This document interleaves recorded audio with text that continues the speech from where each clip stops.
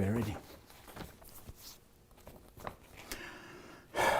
Fellow Nigerians, this is the last time you will see me speak to you on Nigeria's Independence Day. In fact, I have one more national address to make before I return to my beloved Daura and rest, surrounded by my cows and concubines. That is when all of you will miss me. I'm particular about those who blame me for everything wrong in their lives. If your wife is not pregnant, it must be Buhari's fault.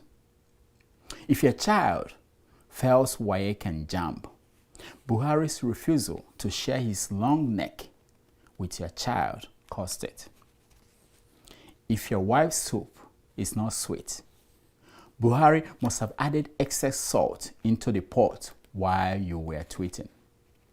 If your kidney does not get up in the other room, Buhari must have used remote juju to make it go limp. I cannot wait for May 29, 2023 to come. You won't have Buhari to abuse and kick around anymore. I know millions of you are glued to your TV waiting to hear me speak this October 1, 2022. From here in Aso Rock, I can feel your eyeballs on me.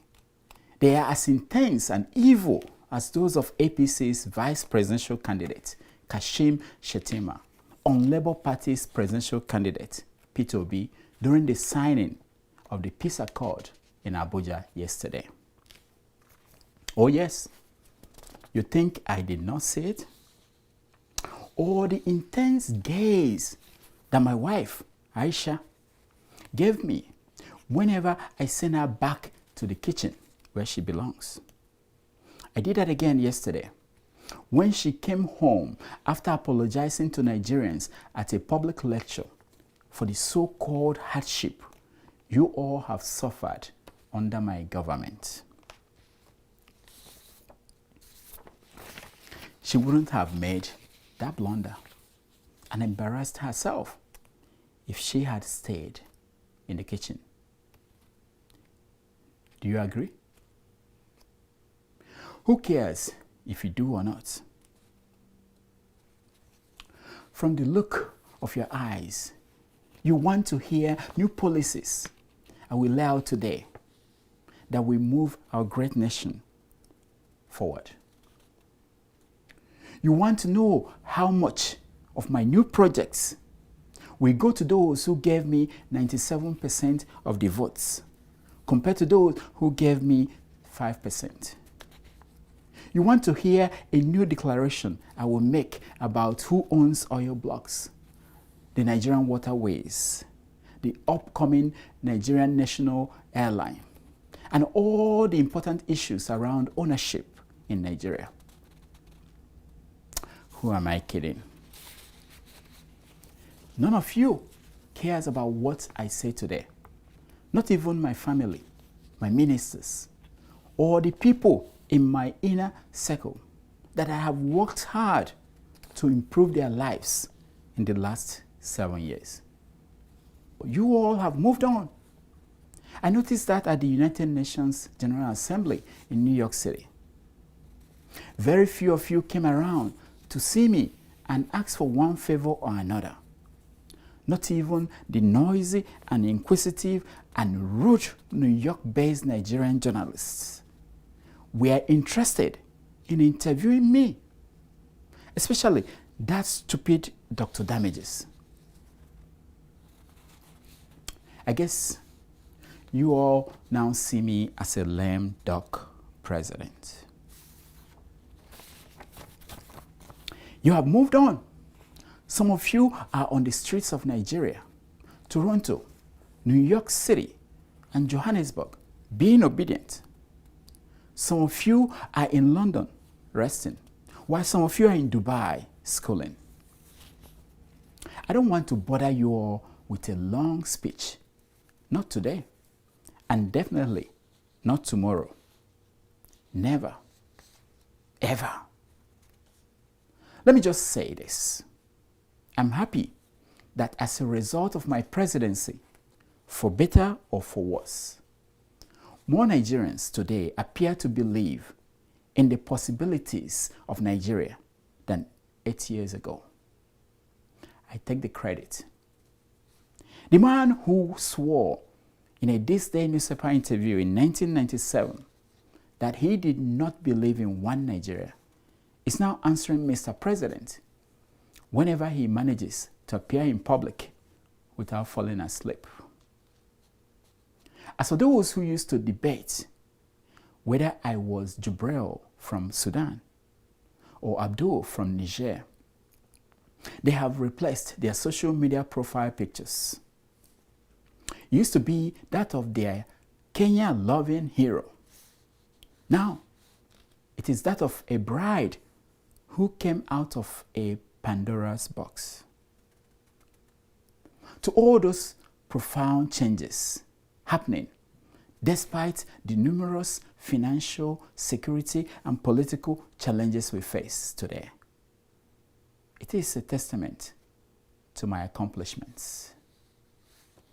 Truth be told, I take joy in stating on this 62nd Independence Day that we had made Nigeria more independent than it was 7 years ago when we came in. We now eat our homegrown rice, cassava, agbado, and corn.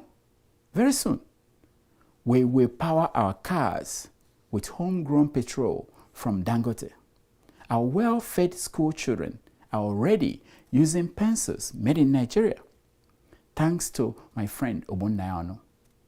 In the north, where the Islamic State militants threatened us 7 years ago, we have replaced them with our homegrown bandits. It baffles me why Governor El Rufai of Kaduna State is shy about paying our homegrown bandits to stop them from killing his people. Our dependence on US dollar is reducing across this country as we have made it difficult to find the dollar in Nigeria. Naira is king again. I tell you, I fulfilled another promise. I deserve commendation, not condemnations that I read in our newspapers. Just like Femi Adesina wrote on his Facebook page the other day, I must say that I missed the Southeast that we used to know and love. Those cannibals who have turned the place upside down must be dealt with in the language they understand. I have directed my good friend, Governor Hope Uzodinma of Imo State, to meet with the service chiefs and request whatever resources he needs to crush them.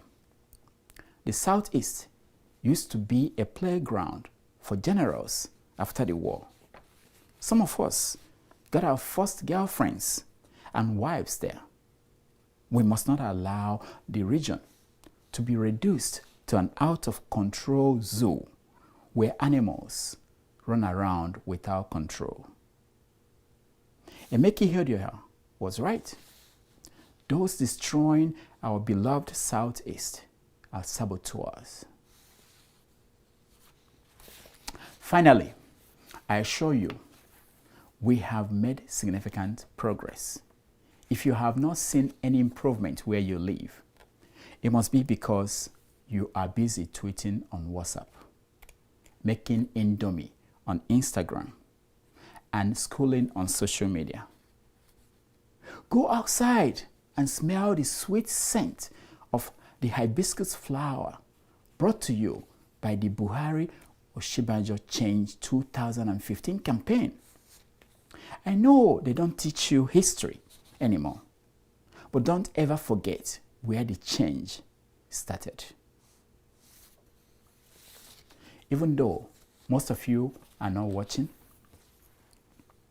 even though our universities have been closed for 7 months due to the irresponsible ASU strike, and even though all the Kaduna Abuja train kidnap victims are still not free due to Sheikh Gumi's incompetence.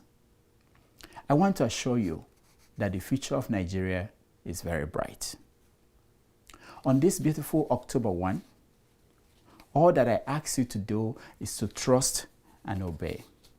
For there is no other way to be happy in Nigeria than to trust and obey. Thank you all, and may God bless the Federal Republic of Nigeria.